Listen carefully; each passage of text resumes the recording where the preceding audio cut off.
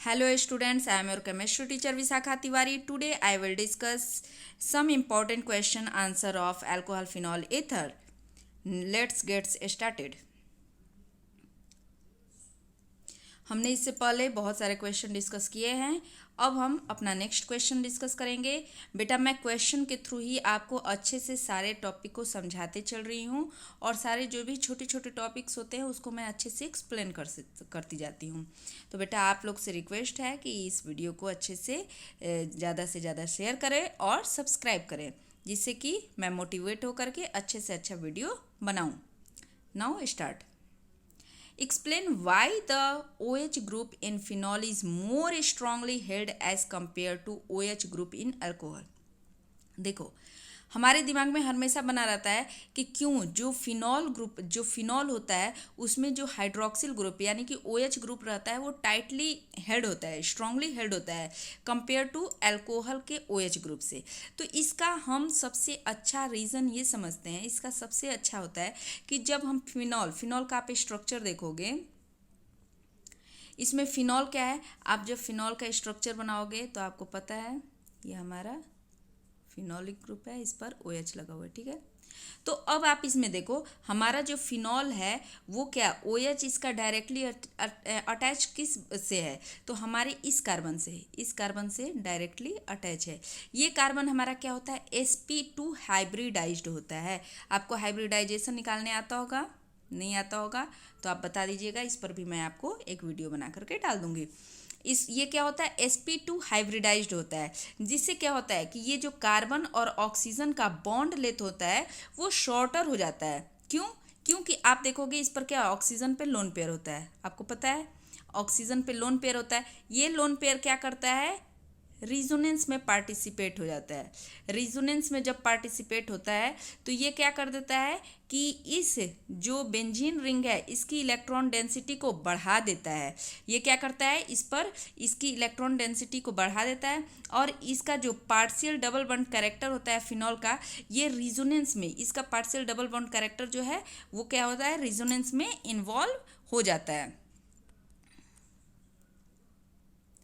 अब आपको मैं बना करके भी यहाँ पे दिखाई हूँ, देखो।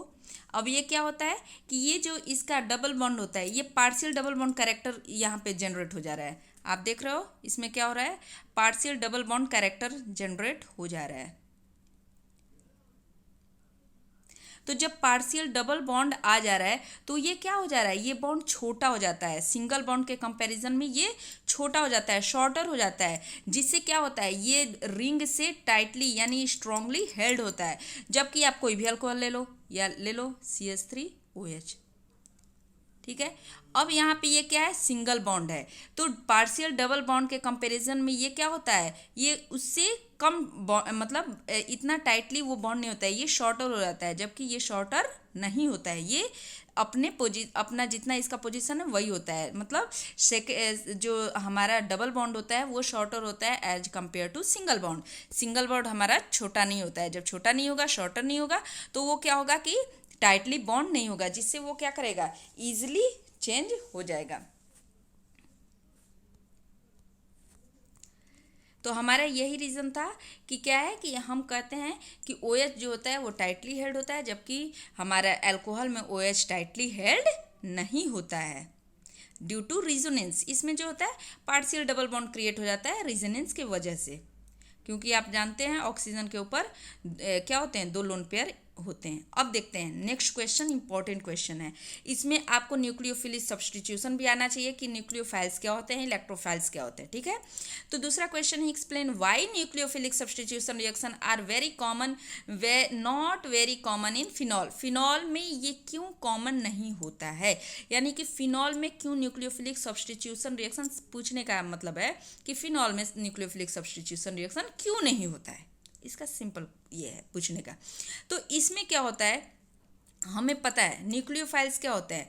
न्यूक्लियोफाइल्स होते हैं जो कि उनके पास स्वयं खुद के पास क्या होता है, इलेक्ट्रॉन डेंसिटी ज़्यादा होता है न्यूक्लियोफाइल्स के पास। तो ये क्या होते हैं कि nucleophiles is a species that has a tendency to donate electrons और react at electron poor site such as protons. ये क्या होते हैं, इनके पास खुद इलेक्ट्रॉन क्या होता है, डोनेट करने की टेंडेंसी होती है। लेकिन आप क्या देखोगे कि फिनॉल क्या है, फिनॉल में आप देखोगे ड्यू टू रिजोनेंस, हमने फिनॉल में अभी देखा था, फिनॉल का जब हमने स्ट्रक्चर देखा था तो फिनॉल में क्या देखा था कि फिनॉल में OH जो है, OH के पास डबल बॉन्ड है। ये डबल बॉन्ड इसका जो क्या हो रहा है, ये रिजोनेंस में पार्टिसिपेट कर रहा है, तो ये यहाँ पे इलेक्ट्रॉन डेंसिटी बढ़ा दे रहा है। जब इलेक्ट्रॉन डेंसिटी बढ़ा दिया तो इसके पास खुद इलेक्ट्रॉन ज़्यादा है, तो ये दूसरे से क्यों लेगा, न्यूक्लियोफाइल से क्यों लेगा।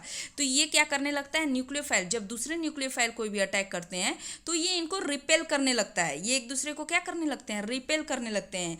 यही रिपेल करने की वजह से ही क्या होता है कि इसकी इलेक्ट्रॉन डेंसिटी जब ये बढ़ा देता है, ये रिजोनेंस कर करके इलेक्ट्रॉन डेंसिटी जब बेंजीन रिंग पर बढ़ा देता है, तो ये इलेक्ट्रॉन डेंसिटी बढ़ने की वजह से, यानी कि इंक्रीज इलेक्ट्रॉन डेंसिटी, ये क्या करता है, न्यूक्लियोफाइल कोई भी अटैक करेगा तो उसको रिपेल करेगा।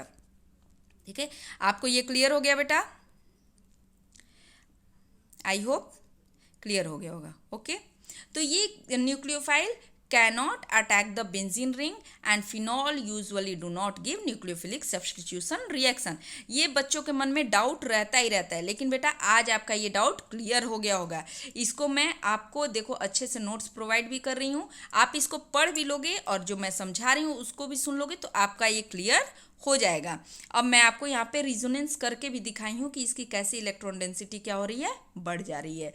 तो ये क्या हो रहा है कि रिजोनेंस इसमें रिजोनेंस जो होता है इंपॉर्टेंट फैक्टर है, ये फिनॉल के स्टेबलाइजेशन को बढ़ा दे रहा है, स्टेबल कर दे रहा है फिनॉल को।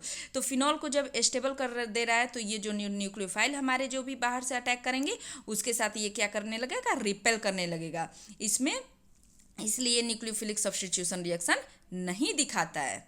ठीक है, आपको रीजन समझ में आ गया कि क्यों नहीं फिनॉल न्यूक्लियोफिलिक सब्स्टिट्यूशन रिएक्शन दिखाता है, ड्यू टू क्योंकि इसका जो ऑक्सीजन का लोन पेयर है वो रिजोनेंस में पार्टिसिपेट हो जाता है, और रिजोनेंस के कारण इलेक्ट्रॉन डेंसिटी जो होता है वो आपके बेंजीन रिंग में क्या होता है, इलेक्ट्रॉन डेंसिटी बढ़ जाती है। जब खुद वो इलेक्ट्रॉन, मान लो किसी के पास पेट भरा हुआ है, ठीक है, आप समझो उसका पेट भरा हुआ है, उसे और खाना खिलाओगे तो वो खाना नहीं खाएगा, वो अवॉइड करेगा। तो सेम ऐसा ही ये क्या है, इसके पास इलेक्ट्रॉन डेंसिटी ज़्यादा है, तो ये और इलेक्ट्रॉन न्यूक्लियोफाइल जब अटैक करेंगे तो नहीं लेगा। ठीक है, अब नेक्स्ट क्वेश्चन देखते हैं। Preparation of alcohol from alkene involve the electrophilic attack on alkene carbon atoms. Explain its mechanism. अब इसमें देखो बेटा, इसमें कह रहा है कि अल्कीन से हमें क्या बनाना है, अल्कोहल। तो आप क्या करोगे, इसमें एल्कीन से अल्कोहल बनाने के लिए हम क्या करते हैं, सल्फ्यूरिक एसिड के प्रेजेंस में हाइड्रेशन करा देते हैं हम अल्कीन का। अल्कीन का क्या करा देंगे, हाइड्रेशन करा देंगे सल्फ्यूरिक एसिड के प्रेजेंस में। तो आप एक मॉर्कोनिकॉफ रूल का नाम सुने होंगे। मॉर्कोनिकॉफ रूल होता है जनरली जब अल्कीन पर HBr डालते हैं, ठीक है, HBr जब डालते हो तो मॉर्कोनिकॉफ रूल में क्या होता है कि जब जैसे ही मॉर्कोनिकॉफ रूल में, तो ये क्या होता है कि ये मान लो हमारा डबल बॉन्ड है, ठीक है, तो जिस पोजीशन पर ये हमारे इस कार्बन पर अटैक करना है, तो ये क्या करता है कि उस कार्बन पे, उस मतलब जिसके पास हाइड्रोजन ज़्यादा होता है उस पर हाइड्रोजन HBr का हाइड्रोजन चला जाता है, और Br उस कार्बन के पास जाता है जिस पर क्या होता है कि हाइड्रोजन कम होता है। तो ये हमारा मॉर्कोनिकॉफ रूल होता है। ठीक है, अब इसमें हमें बोल रहा है कि अल्कीन का हम क्या करा देते हैं, हाइड्रेशन करा देते हैं in presence of sulphuric acid. तो सबसे पहला स्टेप हम लेंगे कि इसमें प्रोटोनेशन कराते हैं। प्रोटोनेशन किसका होता है, protonation of alkyne and formation of carbocation.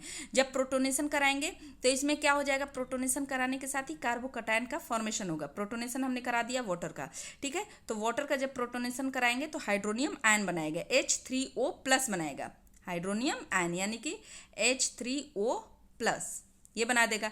अब ये क्या करेगा कि हमारा डबल बॉन्ड इसके एक हाइड्रोजन को ले लेगा और फिर ये बॉन्ड यहाँ शिफ्ट हो जाएगा, तो यहाँ पे कार्बोकटायन जनरेट हो गया। कार्बोकटायन जब जनरेट हो गया तो अब क्या करेगा, कोई भी न्यूक्लियोफाइल अटैक करेगा ऑफ वाटर। न्यूक्लियोफाइल, आप वाटर आपको पता है, वाटर जो होता है न्यूक्लियोफाइल की तरह भी रिएक्ट करता है और वो इलेक्ट्रोफाइल की तरह भी एक्ट करता है। तो हमने यहाँ पे न्यूक्लियोफाइल को ले लिया, वाटर को ले लिया एज ए न्यूक्लियोफाइल। तो ये क्या करेगा, इसका यहाँ पे ये यहाँ पे अटैक किया, ठीक है, प्लस चार्ज था, अटैक किया। तो अब ये क्या हो गया, ऑक्सीजन पे प्लस चार्ज आ गया।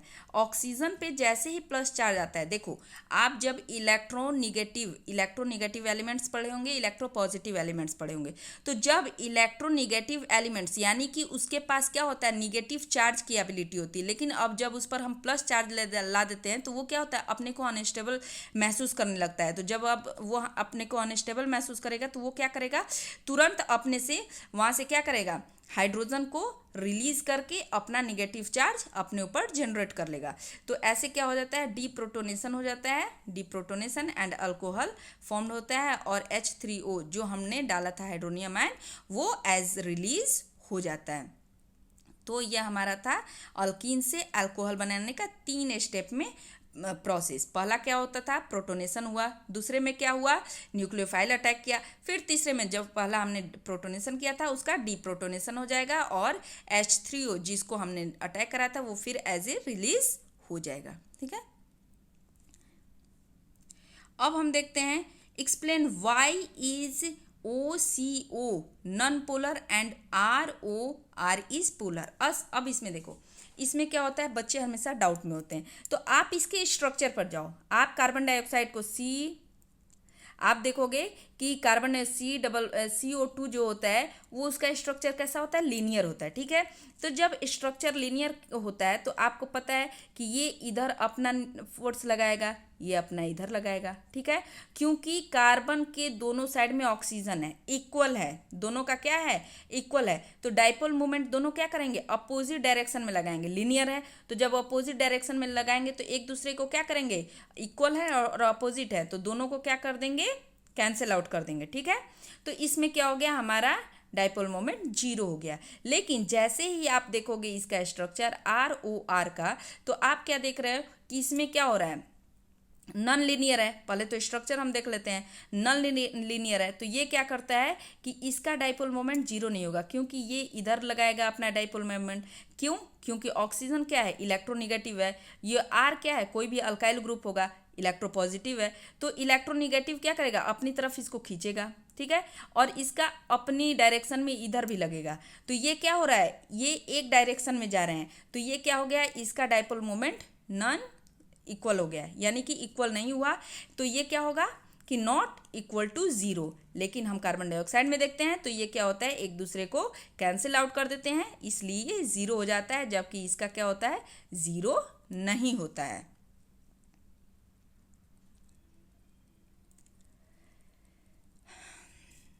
नेक्स्ट क्वेश्चन है, why is the reactivity of all the 3 classes of alcohols with concentrated HCl and ZnCl2, इसको हम लोग साथ में क्या बोलते हैं, ल्यूकोस रिएजेंट डिफरेंट। अब इसमें हम ल्यूकोस रिएजेंट लेते हैं और ल्यूकोस रिएजेंट लेने के साथ ही इसके हम टेस्ट को देखते हैं। तो ये बहुत इंपॉर्टेंट बन जाता है बेटा, इसमें 1 मार्क्स में क्वेश्चन पूछ सकता है कि ल्यूकोस रिएजेंट का फॉर्मूला बताओ। तो आपको याद होना चाहिए कि कॉन्सेंट्रेटेड HCl और ZnCl2 जो होते हैं दोनों साथ में मिलते हैं, तो इसको हम ल्यूकोस रिएजेंट कहते हैं। अब ल्यूकोस रिएजेंट का जब हम रिएक्शन कराते हैं प्राइमरी, सेकेंडरी और टर्शियरी अल्कोहल के साथ, तो इसका रिएक्शन देखो बेटा कैसे होता है। आप क्या देखते हो, आप कार्बोकटायन में देखोगे स्टेबिलिटी। तो आप कार्बोकटायन में देखोगे कि जो टर्शियरी कार्बोकटायन होते हैं वो ज़्यादा रिएक्टिव होते हैं compare to secondary, and secondary ज़्यादा रिएक्टिव होता है कंपेयर टू प्राइमरी। तो अब इसमें हम कार्बोकटायन की रिएक्टिविटी तो जान गए कि टर्शियरी वाला कार्बोकटायन सबसे ज़्यादा रिएक्टिव होता है। अब ल्यूकोस रिएजेंट की देखते हैं। तो ल्यूकोस रिएजेंट क्या होता है कि टर्शियरी अल्कोहल जो होता है ल्यूकोस रिएजेंट का, वो क्या होता है, रिएक्टिव होता है। जैसे कार्बोकटायन क्या होता है, मोर रिएक्टिव होता है, टर्शियरी कार्बोकटायन मोर रिएक्टिव होता है, वैसे ही टर्शियरी अल्कोहल जो होता है रिएक्ट करता है ल्यूकोस रिएजेंट से और टर्बिडिटी फॉर्म कर देता है कोल्ड में भी। ठीक है, लेकिन जैसे ही हम सेकेंडरी अल्कोहल लेते हैं और ल्यूकोस रिएजेंट का साथ रिएक्ट कराते हैं तो ये प्रेसिपिटेट देता है कब, 5 से 10 मिनट बाद, जब हम उसे हीट प्रोवाइड करते हैं तब देता है।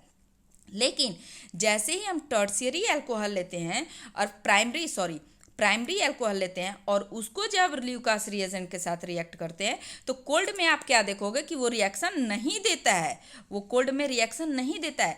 लेकिन जब हम उसे वार्म करते हैं तब वो क्या कर देता है, रिएक्शन दिखाता है। ठीक है, बहुत ज़्यादा हीट प्रोवाइड करने के बाद वो रिएक्शन दिखाता है। तो हमने क्या देखा कि हमारा जो टर्शियरी है वो तुरंत दे दे रहा है। ठीक है, वो क्या कर रहा है, तुरंत रिएक्शन दिखा दे रहा है। हमारा जो सेकेंडरी है उसको 5 से 10 मिनट हीट प्रोवाइड करते हैं तब दिखाता है। लेकिन प्राइमरी वाला क्या करता है, no reaction at room temperature पर इसमें कोई रिएक्शन नहीं होता है। लेकिन टर्बिडिटी अपीयर्स होता है जब हम हीट प्रोवाइड करते हैं तब। ठीक है, ये बेटा इंपॉर्टेंट क्वेश्चन था, ये आपको पता होना चाहिए। ठीक है, ये ल्यूकोस रिएजेंट आना चाहिए आपको। ऐसे भी सिंपल एक रिएक्शन भी प्राइमरी या सेकेंडरी या टर्सरी कोई सा भी अल्कोहल दे देगा, उसके साथ रिएक्शन करके बताए पूछेगा कि आप किसके साथ रिएक्शन हो रहा है और किसके साथ रिएक्शन नहीं हो रहा है। तो ये इंपॉर्टेंट क्वेश्चन था, इसको आप अच्छे से देख लेना। अब हमारा क्वेश्चन है, write step to carry out the conversion of phenol to aspirin. Phenol से एस्पाइरिन बनाने को स्टेप इसमें पूछ रहा है। तो हम इसमें क्या करेंगे कि आपको पता है कि ये आप एस्पाइरिन बनाते हैं तो इसमें दो रिएक्शन, एक तो आप नेम रिएक्शन जानते होंगे, क्लोब्स रिएक्शन। क्लोब्स रिएक्शन में क्या होता है कि आप जब फिनॉल को सोडियम हाइड्रोक्साइड यानी किसी बेस के साथ रिएक्ट कराते हो and presence of carbon dioxide और एसिड, तो आप क्या मिलता है, सैलिसाइलिक एसिड मिल जाता है। अब इसका जब हम एसिटाइलेशन कराते हैं तब हमें एस्पाइरिन मिलता है। तो ये क्या होता है कि एज ए प्रोडक्ट हमें एस्पाइरिन मिलता है और आपको एसिड निकल जाता है। तो अब इसमें हम देखते हैं कि इसमें फिनॉल जो होता है, फिनॉल तो पार्टिसिपेट होता है, लेकिन क्या होता है कि फिनॉल से रिएक्शन स्टार्ट नहीं होता है। फिनॉक्साइड जब बनता है तो वहाँ से लेकर और सैलिसाइलिक एसिड फॉर्मेशन जब होता है यहाँ तक, तो इसको हम इस रिएक्शन को बोलते हैं क्लोब्स रिएक्शन। ठीक है, सैलिसाइलिक एसिड का फॉर्मेशन होना, तो इसको हम फिनॉल से ही लेते हैं। फिनॉल से जब हम फिनॉक्साइड क्रिएट कैसे करेंगे, जब ट्रीट करेंगे फिनॉल को सोडियम हाइड्रोक्साइड किसी बेस के साथ जब हम रिएक्ट करेंगे, तो बेस का आपको पता है सोडियम प्लस होता है, OH माइनस होता है, ये माइनस क्या कर लेगा, H को ले लेगा, और H को ले लेगा तो यहाँ O माइनस यानी फिनॉक्साइड जनरेट हो जाएगा। जैसे ही फिनॉक्साइड बनेगा तो ये फिनॉक्साइड क्या कर देता है, हमारा जो इलेक्ट्रोफिलिक सब्स्टिट्यूशन होता है CO2 के साथ, उसके साथ मेजर प्रोडक्ट हमारा क्या बनाएगा, जब CO2 के साथ रिएक्ट करेगा, CO2 क्या होता है, इलेक्ट्रोफिलिक रिएक्शन, इसके इलेक्ट्रोफिलिक सब्स्टिट्यूशन रिएक्शन इसके साथ होता है इन प्रेजेंस ऑफ एसिड, तो ये सैलिसाइलिक एसिड बनाता है। सैलिसाइलिक एसिड का फॉर्मूला आपको पता होना चाहिए, फिनॉल पर COOH ग्रुप लगा होता है, ये मेजर प्रोडक्ट होता है। इस रिएक्शन को हम बोलते हैं क्लोब्स रिएक्शन। आपको नेम से भी आ सकता है कि क्लोब्स रिएक्शन, राइट, क्लोब्स रिएक्शन आ सकता है क्वेश्चन। अब जब इस क्लोब्स रिएक्शन का यानी सैलिसाइलिक एसिड जब फॉर्मेशन हो जाता है, जब सैलिसाइलिक एसिड का हम फिर एसिटाइलेशन कराते हैं तो सैलिसाइलिक एसिड फिर एस्पाइरिन में कन्वर्ट हो जाता है और हमें प्रोडक्ट मिल जाता है एस्पाइरिन। अब इसमें हम इसका मैकेनिज्म भी देख सकते हैं कि मैकेनिज्म कैसे हुआ है। आप देखो इसमें मैकेनिज्म हो गया। ठीक है, हमने एसिटिक एनहाइड्राइड किस में डाला था, सैलिसाइलिक एसिड में, उसके एसिटिक एसिड और हम क्या लिए थे, एसिड लिए थे H+, ठीक है, कैटलिस्ट। अब जब इसमें H+ हम डालते हैं तो ये क्या हो सकता है, क्या होता है कि यहाँ से हमारा H+ ये एब्स्ट्रैक्ट कर लेता है। जब से एब्स्ट्रैक्ट करेगा तो O पर क्या होता है, पॉजिटिव चार्ज आता है, लेकिन हमें पता है O क्या होता है, एक इलेक्ट्रोनिगेटिव एलिमेंट्स होता है। इलेक्ट्रोनिगेटिव एलिमेंट्स पर जब प्लस चार्ज आता है तो वो अनस्टेबल महसूस करता है, तो स्टेबल होने के लिए क्या करेगा, ये यहाँ से डबल बॉन्ड क्या कर देगा, ब्रेक करके इस पर आ जाएगा निगेटिव चार्ज, तो निगेटिव चार्ज आएगा यानी कि 2 लोन पेयर आ गया। निगेटिव चार्ज और 2 लोन पेयर दोनों बराबर होते हैं, आपको ये पता होना चाहिए बेटा। तो अब हमारे कार्बन पे क्या हो गया, प्लस चार्ज जनरेट हो गया। अब ये प्लस चार्ज क्या करेगा, इसका ऑक्सीजन का सैलिसाइलिक एसिड के OH का जो O का लोन पेयर है वो अटैक कर देगा इस पर, और अटैक करते ही क्या करेगा, इससे अटैच हो जाएगा, और अटैच होने के बाद ये हाइड्रोजन यहाँ शिफ्ट हो जाएगा और ये ब्रेक हो जाएगा और ये हाइड्रोजन ये H को ले लेगा। तो हमारा क्या बन जाएगा, हमारा ये बन जाएगा आपको एस्पाइरिन, और ये निकल जाएगा आपको एसिटिक एसिड। ठीक है, अब आपको ये मैकेनिज्म भी क्लियर हो गया होगा। ये मैकेनिज्म तो वैसे आप में पढ़ना नहीं है, लेकिन मैं आपको समझाने के लिए क्लियर कर दी हूँ। ठीक है, अब आगे क्वेश्चन देखते हैं। Nitration is an example of aromatic electrophilic substitution and its rate depend upon the group already present in the benzene ring. Out of the benzene and phenol, which one is more easily nitrated and why? इसका भी आपको पता होगा, क्योंकि phenol क्या होता है, nitration of benzene and phenol is an electrophilic substitution reaction. अब आप क्या करते हो, आप देखोगे नाइट्रोनियम आयन कैसे बनेगा, क्योंकि हमें नाइट्रेशन कराना है, नाइट्रोनियम आयन बनाना है। तो नाइट्रेशन किसके किसके किसके बीच होता है, तो जब आप H2SO4 लेते हो, ठीक है, H2SO4 लिए तो इसको H2SO4 को आप ऐसे भी लिख सकते हो। ठीक है, H को आगे कर दो और आपको HNO3 हो गया, इसको ऐसे कर दो। ठीक है, तो यहाँ क्या कर लेगा, ये एब्स्ट्रैक्ट कर लेगा और इस पर निगेटिव चार्ज आ जाएगा। ठीक है, तो अब यहाँ से क्या करेगा कि इस पर जब ऑक्सीजन पे प्लस चार्ज आ गया तो ये ब्रेक करके प्लस चार्ज क्या करेगा, अपना प्लस चार्ज हटा लेगा, वाटर निकल जाएगा और नाइट्रोनियम आयन हमें मिल जाएगा। अब ये नाइट्रोनियम आयन क्या करता है, फर्दर रिएक्शन करता है। तो ये जो हमारा फिनॉल होता है वो more easily nitrated than benzene as the presence of OH group in phenol increase the. अब देखो ये हमारा नाइट्रोनियम आयन क्या है, आपको पता है नाइट्रोनियम आयन हमारा क्या है, ये इलेक्ट्रोफाइल्स है, इलेक्ट्रोफाइल है। आपको मैंने बताया था, ऊपर भी क्वेश्चन में बताया कि फिनॉल जो होता है हमारा फिनॉल OH जो होता है इसका लोन पेयर कहाँ चला जाता है, लोन पेयर रिजोनेंस में चला जाता है। तो रिजोनेंस में चला जाता है तो ये क्या करता है, अब यहाँ पे नेगेटिव चार्ज जनरेट होगा, फिर यहाँ पे नेगेटिव, ऐसे करते करते क्या हो रहा है, इसकी इलेक्ट्रॉन डेंसिटी को, यानी कि फिनॉल जो प्रेजेंस है उसका O का लोन पेयर वो क्या कर देता है, वो बेंजीन रिंग पर इलेक्ट्रॉन डेंसिटी को बढ़ा दे रहा है। इलेक्ट्रॉन डेंसिटी को जब बढ़ा दे रहा है तो ये क्या करेगा, किसी भी न्यूक्लियोफाइल से अटैक नहीं करता है, न्यूक्लियोफाइल से रिपेल करता है, ये मैंने आपको ऊपर बताया है। तो ये क्या करेगा, जब इलेक्ट्रोफाइल आएगा जिसके पास इलेक्ट्रॉन की कमी है तो वो क्या करेगा, आसानी से इस पर ये इलेक्ट्रोफाइल के साथ आसानी से रिएक्ट करेगा। और जबकि बेंजीन में ऐसा कुछ नहीं है। तो यहाँ पे क्या पूछ रहा था कि कौन करेगा, तो हम बोलेंगे कि फिनॉल जो होता है वो नाइट्रेटेड ईजिली हो जाएगा कंपेयर टू बेंजीन रिंग।